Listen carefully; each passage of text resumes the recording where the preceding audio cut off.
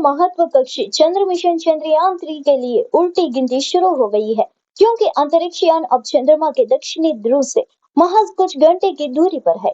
इसके द्वारा 19 अगस्त को लगभग 70 किमी की ऊंचाई से एलपीसीडी द्वारा ली गई चंद्रमा की ताजा तस्वीरें जारी की गई। इसरो चंद्रमा पर सफल सॉफ्ट लैंडिंग करने के लिए बोली लगा रहा है, जिससे भारत यह उपलब्धि हासिल करने वाला दुनिया का एकमात्र चौथा देश बन जाएगा। सफल भारत चंद्रमा के अज्ञात दक्षिणी ध्रुव पर उतरने वाला दुनिया का पहले देश होगा। इसरो के अनुसार चंद्रयान-3 चंद्रयान-3 23 अगस्त को लगभग 6:04 चंद्रमा पर उतरने के लिए तैयार है। There is a capability that whole lander can hover, like a helicopter hovers it. So suppose if they finds out that proper place is not there, it can hover. Because South Pole is, there are a lot of boulders are there, there are craters are there. It's very rough. So you can find out. Then the landing area has been increased from 2.5 kilometers to 4 kilometers. That's another thing. And our whole moon has been mapped using Orbiter 2 pair cameras, which has got a resolution of 225 centimeters. So those photographs have been upgraded, and whatsoever photograph is taken, they will be compared and found out which is a suitable site. And then it can hover. Not only this, suppose if you are not able to land it, then on 27 one can land. Chairman ISRO has given a statement that if everything fails, even 2 thrusters for propulsion works, we can land it. So that sort of confidence there. A lot of changes have been done, a lot of simulations have been done, both software-wise as hardware-wise. Things have been simulated on ground at the. केंद्रीय मंत्री पीयूष गोयल ने आज दिल्ली में प्याज की बढ़ती कीमतों पर एक प्रेस कॉन्फ्रेंस को संबोधित किया। ब्रीफिंग के दौरान उन्होंने मूल्य वृद्धि को नियंत्रित करने के लिए केंद्र सरकार द्वारा उठाए गए कदमों पर प्रकाश डाला। उन्होंने बताया कि सरकार ने एनसीसीएफ और नेफेड जैसी एजेंसियों के माध्यम से अतिरिक्त 2 लाख टन प्याज की खरीद शुरू कर दी है। करीब 2,410 रुपये प्रति 100 किलोग्राम के हिसाब से की जाएगी। आपको बता दें कि भारत के कुछ हिस्सों में प्याज की बढ़ती कीमतों के बीच महाराष्ट्र में किसानों द्वारा प्याज की बिक्री पर 40% निर्यात शुल्क लगाने का सरकार के फैसले का विरोध करने के बाद यह अतिरिक्त स्टॉक खरीदने का निर्णय लिया गया है। केंद्र सरकार ने 3 लाख मीट्रिक टन पर प्रारंभिक खरीद लक्ष्य को प्राप्त करने के बाद 20 अगस्त को इस वर्ष के लिए प्याज बफर की मात्रा बढ़ाकर 5 लाख मीट्रिक टन कर दी।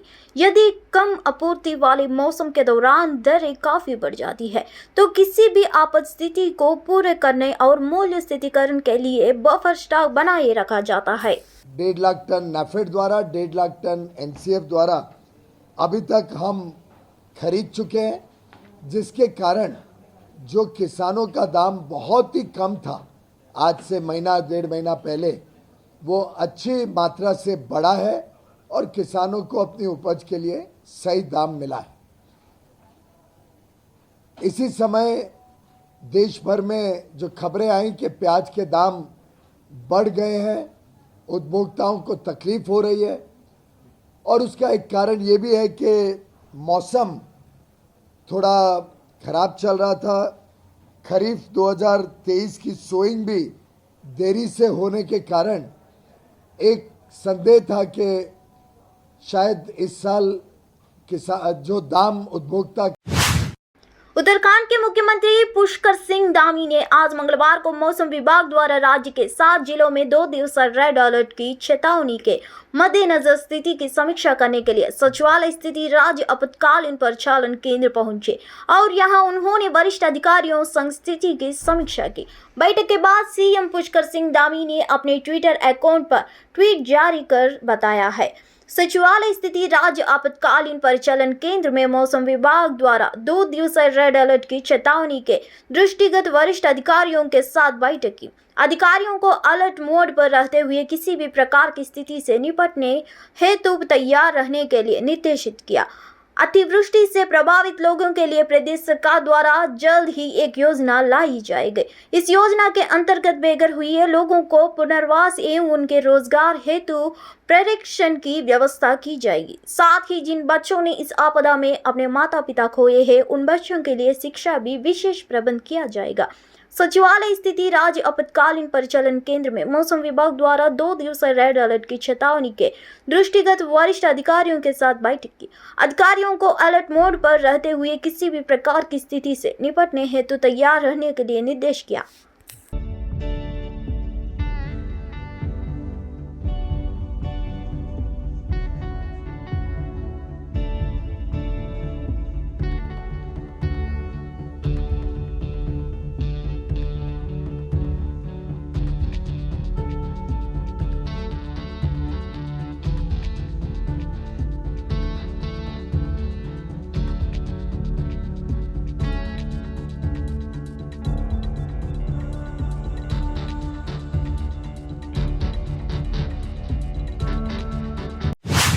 कर्नाटक के मांड्या में एक किसान संगठन और पुलिस के बीच झड़प हो गई। वे तमिलनाडु के लिए कोवरी नदी का पानी छोड़े जाने का विरोध कर रहे थे। झड़प के दौरान पुलिस ने प्रदर्शनकारियों को हिरासत में ले लिया है। इसी बीच किसान संगठनों ने बेंगलुरु मैसूर एक्सप्रेस को ब्लॉक करने का आह्वान किया है। आपको तो बता दें कि कावेरी नदी का उद्गम कर्नाटक से होता है और यह तमिलनाडु पुडुचेरी से गुजरते हुए बंगाल की कड़ी में गिरती है।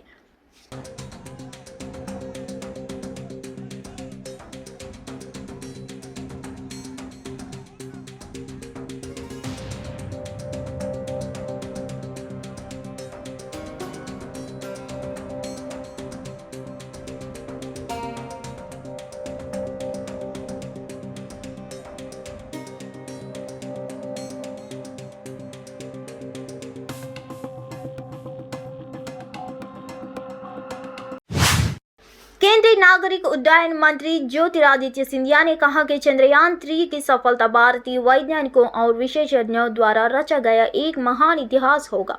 सिंधिया ने ग्वालियर में पत्रकारों से बात करते हुए कहा कि चंद्रयान 3 की सफलता भारत के विशेषज्ञों और वैज्ञानिकों द्वारा रचा गया एक महान इतिहास होगा।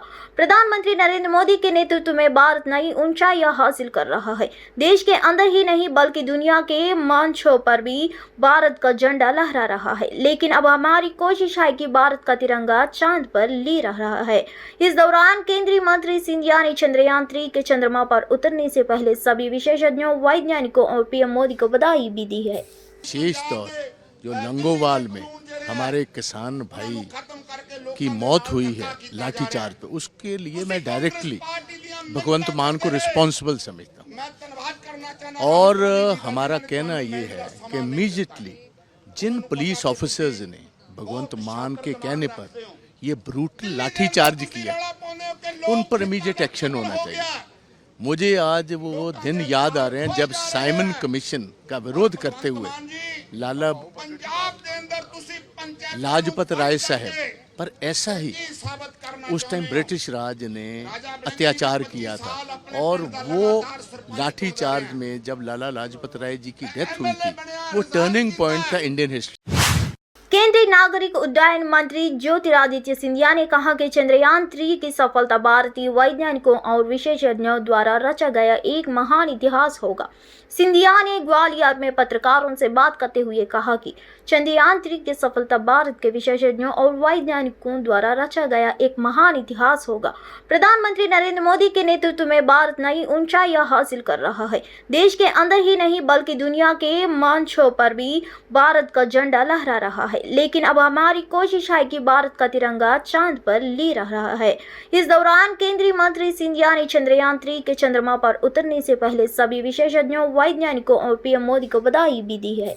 एक बहुत बड़ा इतिहास भारत के सभी विशेषज्ञों ने, हमारे वैज्ञानिकों ने रचा है, और प्रधानमंत्री जी के नेतृत्व में भारत नई ऊंचाइयां तो छू ही रहा था। भारत का तिरंगा केवल देश के अंदर नहीं लेकिन विश्व पटल पर अब हमारी यही कोशिश है कि वो तिरंगा चांद पे भी गाड़ के रखा जाए। तो सारे विशेषज्ञों को, सारे वैज्ञानिकों को और हमारे प्रधानमंत्री जी को दिल की गहराइयों से बहुत बहुत दिल्ली के मुख्यमंत्री अरविंद केजरीवाल ने भारत के चंद्र मिशन चंद्रयान-3 पर खुशी व्यक्त की। उन्होंने यहां कि पूरे देश 23 अगस्त को चंद्रमा पर लैंडिंग का बेसब्री से इंतजार कर रहा है। गौरतलब है कि भारतीय अंतरिक्ष अनुसंधान संगठन से 14 जुलाई को आंध्र प्रदेश के श्रीहरिकोटा से चंद्रयान-3 मिशन लॉन्च किया था। यह देश के लिए बेहद खुशी का क्षण है कि चंद्रयान-3 कल उतरेगा। मैं ईश्वर से इसकी सफल लैंडिंग के लिए प्रार्थना करता हूं। अरविंद केजरीवाल ने कहा, पूरे देश इसका बेसब्री से इंतजार कर रहा है। में एक यहाँ केशवपुर मंडी में और एक और है। इससे 533 मोहल्ला क्लिनिक अब पूरी दिल्ली में चालू हो गए हैं और लोग बहुत खुश हैं। ये केशवपुर मंडी में पिछले 20-25 दिन से चल रहा है और मुझे फीडबैक जो मिला है कि लोग बहुत ज़्यादा खुश हैं।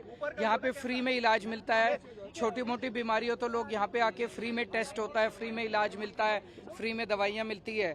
तो जो मॉडल हम 2015-16 में लेके चले थे, वो मॉडल अब दिल्ली नहीं पूरे देश भर में फैलता जा रहा है। सर, ये देश के लिए बहुत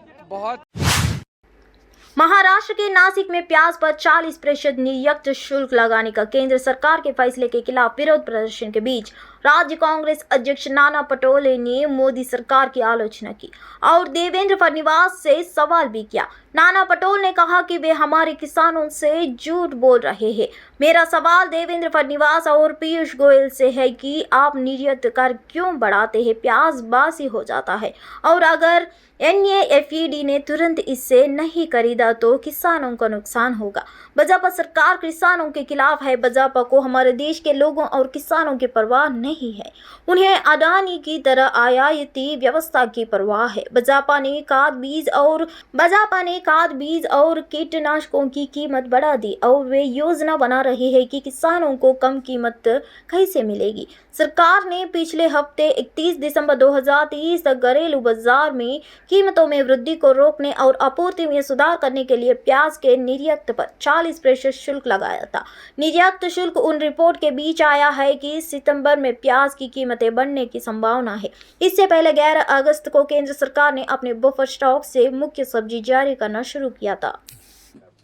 आज तक महाराष्ट्र में प्याज खरीदने की बात हुई, चना खरीदने की बात हुई, अरहर खरीदने की बात हुई और वो भी केंद्र सरकार की यंत्रणा के माध्यम से। अभी तक एक भी सफलता उनको नहीं मिली। ये किसानों से झूठ कह रहे हैं। मेरा सवाल है हमारे मित्र देवेंद्र फडणवीस से और गोयल से भी कि भाई आपने जो निर्यात शेष बढ़ाया है उसको कम बंद कर दो ना, तो सवाल आपको खरीदना नहीं पड़ेगा। लेकिन ये किसान के ऊपर उपकार जताने का जो पाप आप कर रहे हैं, क्योंकि कांदा खराब होने वाली चीज है। अगर इन लोगों के नाफेड ने तुरंत खरीदे नहीं तो प्याज खराब हो जाएगा और प्याज खराब हो गया तो किसान का नुकसान होगा और बीजेपी किसानों का नुकसान कर उसको आत्महत्या करवाने को उनको प्रेरित करती है। ये स्थिति है और बीजेपी ये किसान विरोधी है। ये बार बार उनके 10 साल के नरेंद्र मोदी की सरकार में स्पष्ट। कांग्रेस के वरिष्ठ नेता और उत्तराखंड के पूर्व मुख्यमंत्री हरीश रावत ने मिशन चंद्रयान-3 के लिए अंतरिक्ष वैज्ञानिकों को अग्रिम बधाई दी है।